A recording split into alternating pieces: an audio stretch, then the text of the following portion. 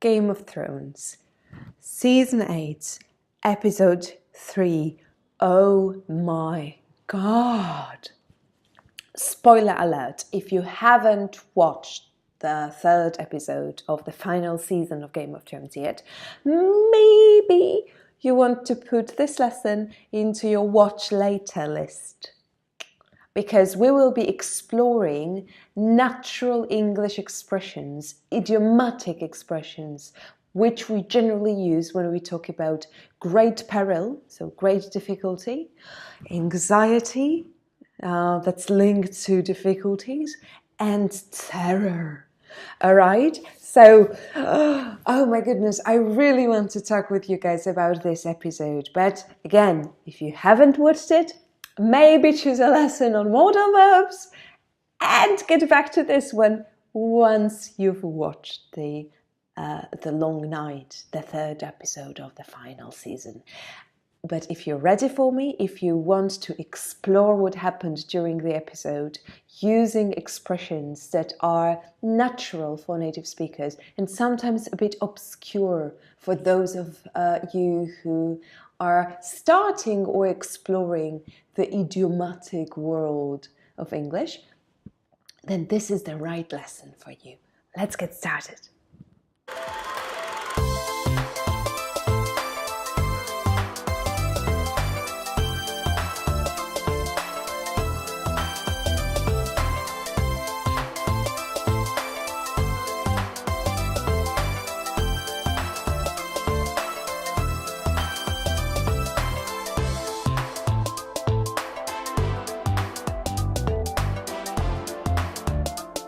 So I want you to imagine that you and I are in Winterfell. There's candles here, a different lighting. All this should help us imagine that we are there, waiting with bated breath for the army of the undead. With bated breath. So this is the first idiomatic expression we're going to learn today. Bated is actually an abbreviation of an old English word that is not used anymore, abated, which means lessened, reduced somehow. We don't use this word separately anymore. We only use it in this particular idiomatic expression, and it is a very old English phrase. It's as old as the Shakespeare's The Merchant of Venice, where it's noted, and where, well, I, for example, read it for the first time back in middle school. So when you wait with bated breath, it means you can't really breathe deeply. You have this short, anxious, shallow respiration because you're nervous, because you're anxious about what's going to happen. So yes, we are waiting for the army of the undead.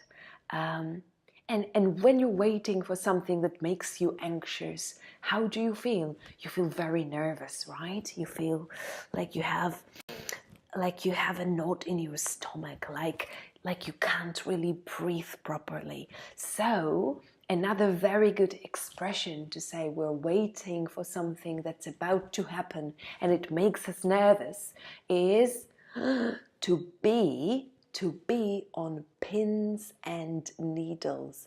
Pins are these little metal thingies we use to pin our clothes or to pin the fabric before we make something of it. Needles are used for knitting as well. Needles, pins and needles. Just imagine how comfortable a person is if they sit on pins and needles. So we don't say we sit on pins and needles. We say we are on pins and needles. So I was on pins and needles when the entire Seven Kingdoms seemed like they were just holding their breath, waiting for the Night King to arrive, waiting for the army of the undead. That was very scary, but it wasn't scary because something was happening. To be honest with you, I agree with my cousin. The battle itself wasn't exactly what I expected. But that's a topic for a different conversation. Leave me a comment if you agree. But the level of tension that I perceived during the expectation for the army of the undead was unbearable, very difficult to bear, to support, to maintain, to sustain. Unbearable. It was unbearable. It was difficult to bear. So my dog decided that listening to another English lesson is unbearable. Lay. Yeah, she is. She's very patient. But after we waited with our heart in our mouths, right? I waited with my heart in my mouth.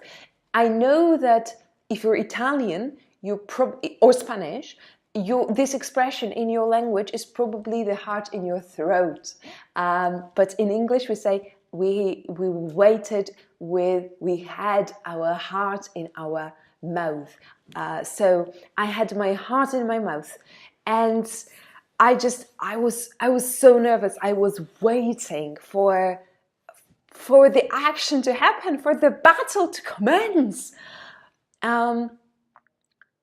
Even though I knew that the moment the battle would start, the great peril, difficulty, problems, trouble, the great peril, the great difficulties would start for Jon and for Arya and for Sansa and for Bran, poor Bran.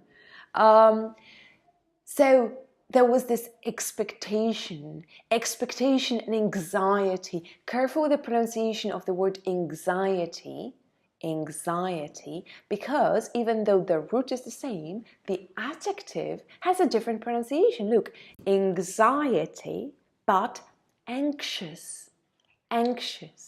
So I was very anxious.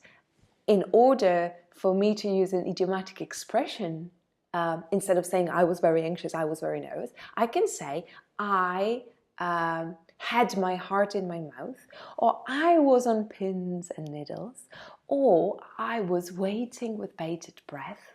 All these three expressions are perfectly fitting if you want to express that you're nervous because you're awaiting something that's about to happen. And that's nerve-wracking, really distressing.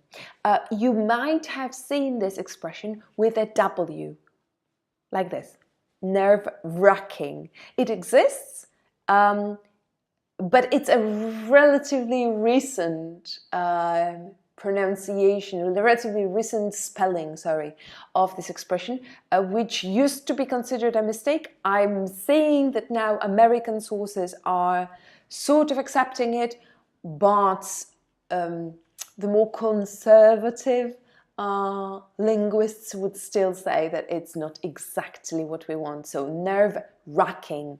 I'm not going to fight you if you spell it with a W, but today let's learn the original, nerve-wracking. So it was racking your nerves. It was really putting you under a lot of pressure. This whole mounting expectation before the battle.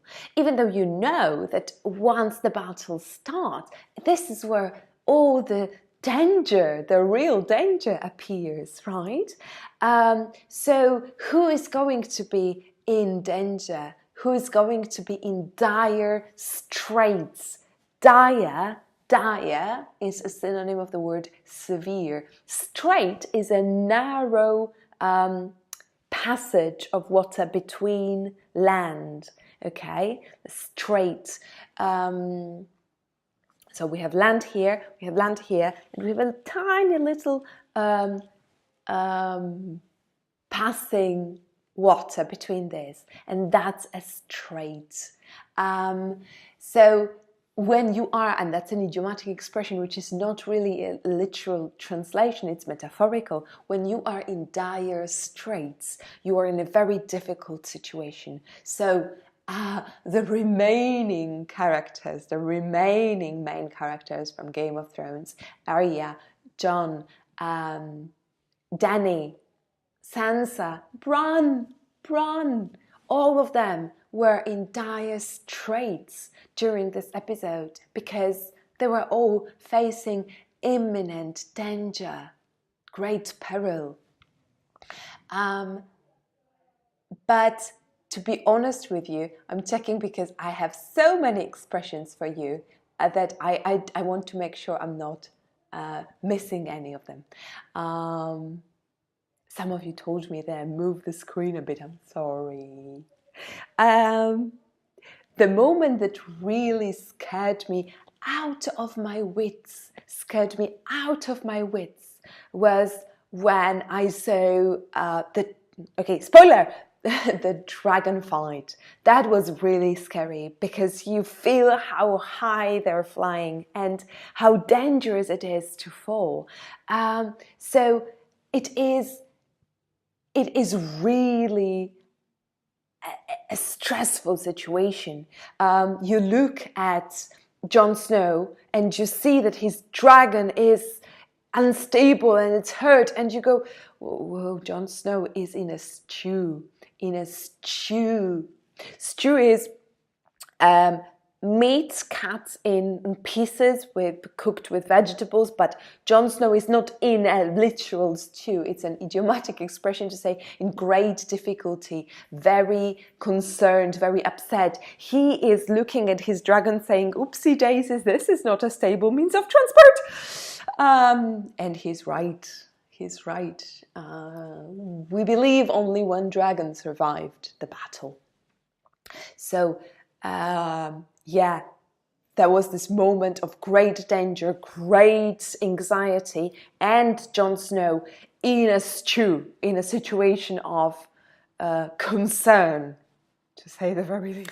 And finally, when I saw the Night King getting close to Bran, and I knew that there is nothing left, that there is no hope, this scene really made my blood run cold. My blood ran cold. It's like I was so nervous, I was so scared that my blood literally became colder. It doesn't really make sense if you think about it, because your blood cannot really lower its temperature because you're scared. But it is a beautiful, very plastic, idiomatic expression to say I was really scared. I really was. I thought this is it. And then Arya. Oh my goodness me. So it was an extremely nerve-wracking episode, and we have goodbyes to say now. Oh my goodness me, Sir Jorah. All right, okay, that's for another lesson, guys. All these idioms come from natural, colloquial, everyday English. We use them all the time because you and I love the series so much. We just use it as an excuse to learn some natural English expressions. So I leave you with, I wish you could be here. It smells beautifully because all these candles just send me all these scents and perfume, and oh my goodness me. But I have to go now to make sure we are ready for our upcoming lessons. This was our study of the third episode of Game of Thrones, with special particular focus on natural English expressions when we use in situations of difficulty, anxiety, peril, and something we're waiting for and we're anxious about. I know it's a lot of vocabulary, so make sure you use it. You don't have to wait for your dragon to die to use any of these expressions, okay? You can say, I'm on pins and needles because of the exam of tomorrow. Or, when I saw this bill, I was terrified. It made my blood run cold. I just didn't know how I'm going to pay it. So, Yes, they are poetic, yes, they are idiomatic, but they are natural. You can use them any way, any time, in any situation of anxiety, difficulty, or peril. If you have any questions, because you know, with idioms, it's always a bit problematic whether we're using them correctly, write down a sentence. Leave me a comment with your sentence, with one of these expressions, and I will make sure to correct it and send you feedback. Okay? Let's do that. It's a deal before our next lesson. Thank you so much for studying together. Thank you so much for being here every week. I just couldn't be any happier. Thank you so much. Please make sure you subscribe to the channel because Grammar of Thrones is becoming something really big. I'm really excited about that. Thank you guys for watching. Thank you for studying together with me. I feel very, very lucky that I have you. I will see you very soon. Big hug, big kiss. And please remember, we are here next week with another Grammar of Thrones. Bye for now.